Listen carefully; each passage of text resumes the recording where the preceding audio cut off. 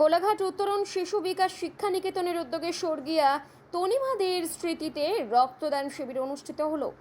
প্রায় 60 জন রক্তদাতা এই রক্তদান শিবিরে রক্ত দেয় এবং কোলাঘাট গ্রিন ট্রাভেলস এর উদ্যোগে প্রত্যেক রক্তদাতাকে একটি করে চারা গাছ দেওয়া হয়। উপস্থিত ছিলেন মৎস্যমন্ত্রী বিপ্লব রায় চৌধুরী ও তৃণমূল নেতা অসীম মাঝি প্রমুখ বিশিষ্ট ব্যক্তিবর্গ।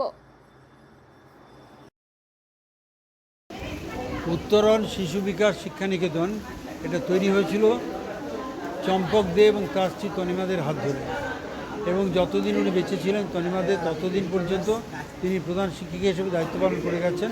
সম্প্রতি তিনি চলে গেছেন পৃথিবী ছেড়ে, পৃথিবীর নিয়মে, কিন্তু আমরা তাকে ভুলব না। তার স্মরণে আজকে রক্তদান শিবিরের আয়োজন করা হচ্ছে এবং এই রক্তদান শিবিরটা খবর আস্তে আস্তে ছড়িয়ে পড়ুক চতুর্দিকে, এবং এই বিদ্যালয়ের ছাত্রছাত্রীরা বড় হয়ে তারা রক্তদান করতে শিখুক। এই বিদ্যালয়কে কেন্দ্র করে যে দিদিমণিরা আছেন তারা রক্তদান করুন এবং রক্তদানের গল্পটা সব জায়গায় ছড়িয়ে দিন। রক্তদানের সঙ্গে যে গাছ দেওয়া হচ্ছে, গাছ হচ্ছে অক্সিজেনের প্রতীক।